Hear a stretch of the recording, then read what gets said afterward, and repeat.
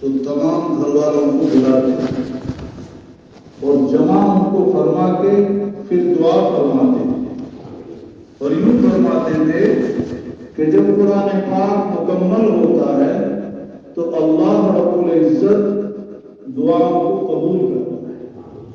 اسی لیے ہم سب کے لیے بہت خوشی کی بات ہے. اللہ رب العزت قرآن پاک میں ارشاد فرماتے ہیں، سورہ ہجر کی میں نے آیت تلاوت کی ہے، اِنَّا نَحْنُ نَزَّلْنَا الذِّكْرَ وَإِنَّا لَهُ لَحَافِظُونَ. اللہ فرماتے ہیں میں نے قرآن پاک کو نازل کیا ہے اور میں ہی اس کی حفاظت کرنے والا ہوں. دنیا کی بڑی بڑی طاقتیں آئی، قرآن کریم کے نسخے جلائے، اندھے کنووں میں ڈالا، لیکن اس کو ختم نہیں کر سکی. یہ قرآن پاک کوئی صفحات پہ اور کاغذات پہ نہیں ہے، بلکہ یہ سینہ در سینہ سفر کرتا ہے. اور وہی سفر کرتے کرتے آج قاری صاحب کے بچے کے سینے میں قرآن پاک آ گیا. اور اس طرح اللہ تعالیٰ اس کی دوستوں قرآن پاک اتنی بڑی عظمت والی چیز ہے. آتا ہے زمین و آسمان کی پیدائش سے تقریباً 1000 سال پہلے اللہ رب العزت نے سورہ طٰہٰ اور سورہ یاسین کی تلاوت فرمائی. اس وقت زمین و آسمان نہیں بنے ہوئے تھے، اور زمین و آسمان نہیں تھے تو آدم علیہ السلام بھی نہیں تھے، کوئی انسان اور جنات کوئی بھی نہیں تھے. اللہ رب العزت نے ان دونوں سورتوں کی تلاوت فرمائی اور فرشتوں نے ان سورتوں کی تلاوت کو سنا، اور سننے کے بعد انہوں نے 3 مبارکبادیاں پیش کی. پہلی مبارکباد، طوبیٰ لأمة ينزل علیہا، اس امت کو بہت بہت مبارک ہو. وہ امت قابل مبارکباد ہے جس امت کے اوپر یہ مبارکباد کے تابع ہیں. ان سینوں کو ہم بشارت دیتے ہیں کہ جن سینوں کے اندر ان دونوں صورتوں کو محفوظ رکھا جائے. اللہ کا فضل ہے کہ آج ایک معصوم نے اور کئی معصوموں نے ان صورتوں کو اپنے سینے میں محفوظ کر لیا. اور تیسری مبارکبادی طوبیٰ لألسنة تتکلم بہذا، اور وہ زبانیں قابل مبارکباد ہے جن زبانوں سے یہ قرآن پاک پڑھا جائے. اللہ کا فضل ہے جتنے مدارس میں طلبہ پڑھتے ہیں وہ سب کے سب قرآن پاک پڑھتے ہیں. میں نے اس آیت کے بعد 2 حدیثیں پڑھی.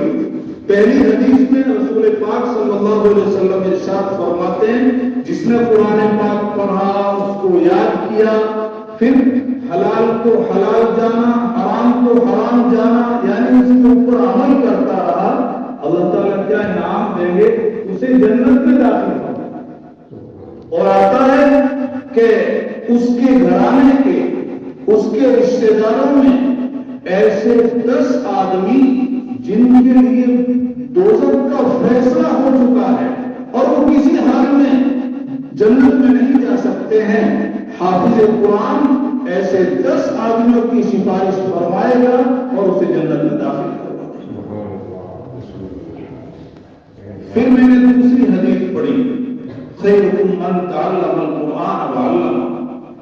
اس روئے زمین میں، اس روئے زمین کے اوپر بسنے والے تمام لوگوں میں سب سے بہترین، سب سے اچھے اللہ کے نزدیک محبوب وہ لوگ ہیں جو قرآن پاک کو پڑھتے ہیں اور قرآن پاک کو پڑھاتے ہیں. شیخ ابو سلمہ بن عبد الرحمن ایک بہت بڑے مشائخ میں سے گزرے ہیں، امام بخاری رحمۃ اللہ علیہ کے شیوخ میں سے ہیں. وہ ہمیشہ حرم شریف میں حدیث کا درس پڑھاتے تھے، اور جب حج کا موسم ہوتا تھا لوگ دور دراز سے سفر کرتے ان کے درس کے اندر آ کے بیٹھتے تھے. بسا اوقات ایسا ہوتا تھا کہ ان کا حلقہ درس اس طرح وسیع ہو جاتا تھا کہ متولی کعبہ کو اعلان کرنا پڑتا تھا کہ شیخ سے ہماری گزارش ہے کہ ذرا حلقے کو تھوڑا سمیٹا جائے, طواف کرنے والوں کو دقت آ رہی ہے. ایک سال ایسا ہوا کہ جب لوگ آئے حج کے موقع پہ تو کیا دیکھا کہ حضرت وہاں موجود نہیں.